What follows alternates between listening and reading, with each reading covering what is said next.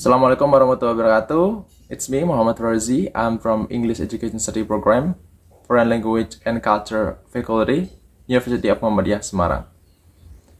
Alright, in this great occasion, we're gonna have a little discussion about pronoun, or we're gonna learn together about pronoun. Firstly, I want to ask you, do you have any knowledge about pronoun, or have you ever heard about pronoun? Yeah, that's it, pronoun. Pronoun is a word that can replace a noun or a noun phrase in a sentence, and pronouns are a subcategory of nouns. Pronouns refer to either a noun that has previously been mentioned or a general noun that doesn't need to be specified.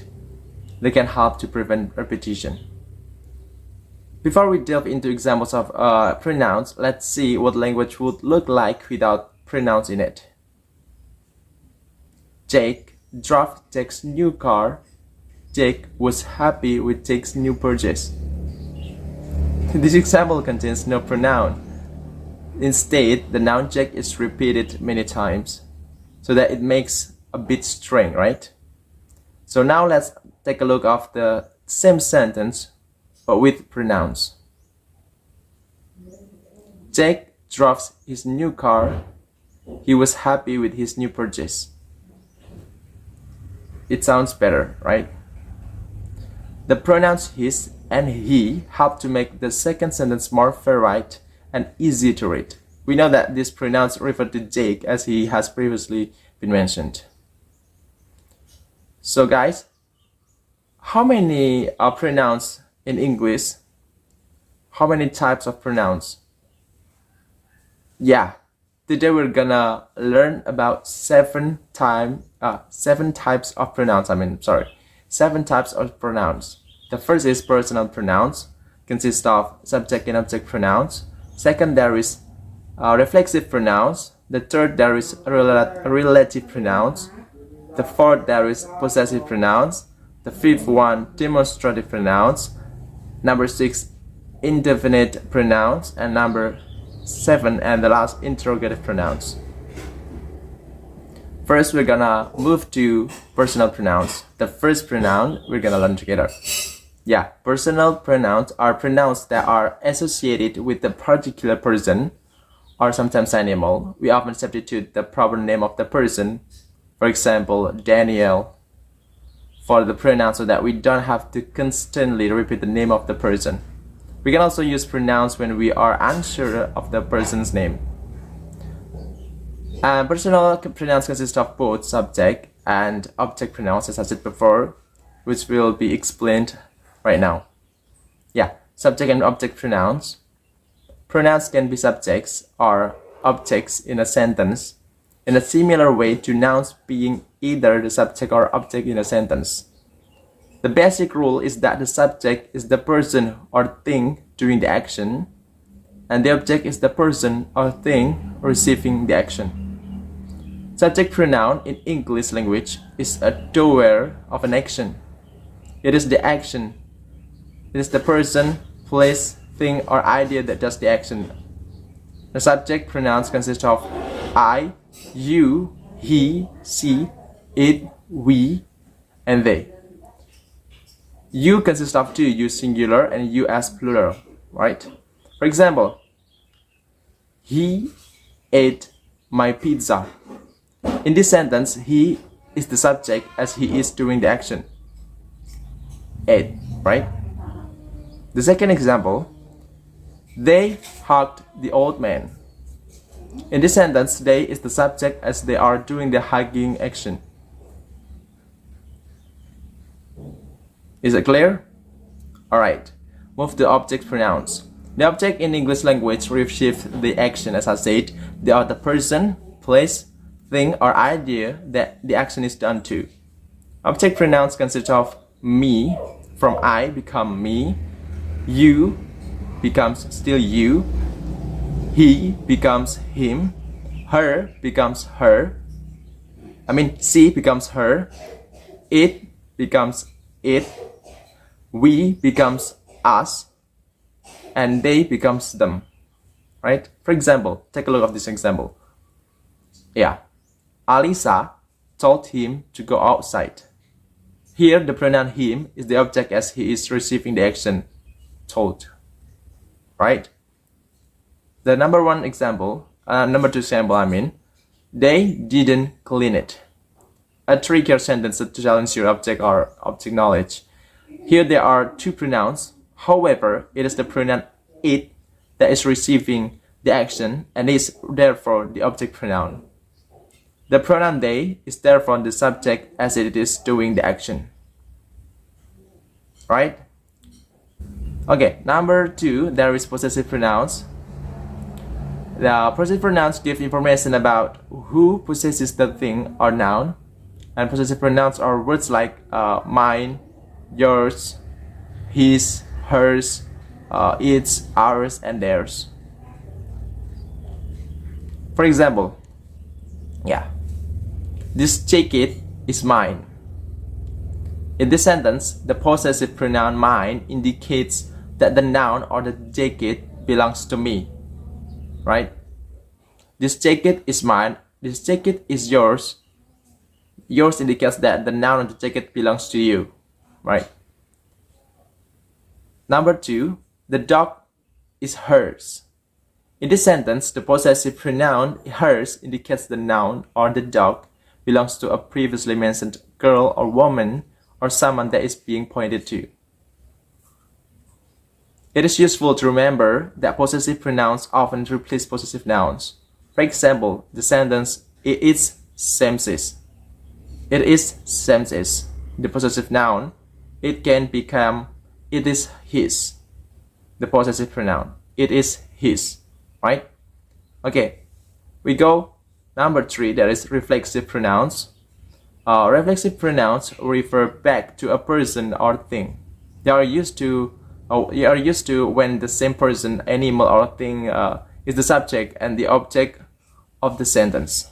The reflexive pronouns consist of myself, from I becomes myself, you becomes yourself, we becomes ourselves, him, he becomes himself, she becomes herself, and they become themselves.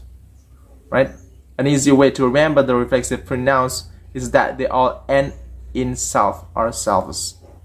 For example, he cut his hair himself. Here the pronoun himself refers to the subject. In other words, the subject does the action onto himself so that the reflexive pronoun is used. Right? Number two, example number two, I believe in myself. In this sentence, the reflexive pronoun myself shows that the action or believing refers to the subject. Refers back to the subject. I believe in myself. So myself is referring to the I, the subject. Right? Next, move to number four. There is relative pronouns, or words that connect a noun or pronoun to a clause or phrase. The relative pronouns are that, who, which, whom, and who. For these pronouns, it is best to look at some examples first, as they are easier to understand. For example, the boy who likes me. The relative pronouns can refer to the subject or the object. They can also be possessive, right? As we can see in examples, the boy who likes me. Relative pronouns connect a noun or pronoun, the boy, with a clause or phrase likes me. They are used for two reasons. Firstly, they clarify what exactly we are talking about, the boy who likes me. And secondly, they give further information about a noun. For example, we ate pizza, which was a nice treat. We ate pizza, which was a nice treat, which means that the pizza was a nice treat. Right? Well, other examples of relative pronouns include whoever and whomever. Words such as where and when and what can also be used as relative pronouns in certain contexts. For example, John remembers a time when he was young and outgoing. Or I'd like to travel to the place where my dad grew up. Is it clear? Alright, thank you. Next, move to the number 5. Demonstrative pronouns. There is point to a specific noun. They replace a noun in a sentence with also giving information about distance. There are 4 demonstrative pronouns in English. This for singular, these for plural, that for singular, and those for plural. The pronouns this and these suggest something is nearby. For example, who sent this in my hand? Who sent this? Something that nearby to us. Or look at this right here, over here. The pronouns that and those suggest distance. For example, I'm not going to eat that over there on the plate. Something that over there, not over here. Or those are important documents over there. The documents are over there, not over here, right? Demonstrative pronouns use the same words as demonstrative determiners. The main difference between the two is that pronouns can stand alone. For example, who sent this? Whereas the determiners need a noun to go alongside them. Who sent this letter? Right? Move number 6. There is indefinite pronouns. Indefinite pronouns are used to refer to a person or thing that you don't need or want to specify precisely.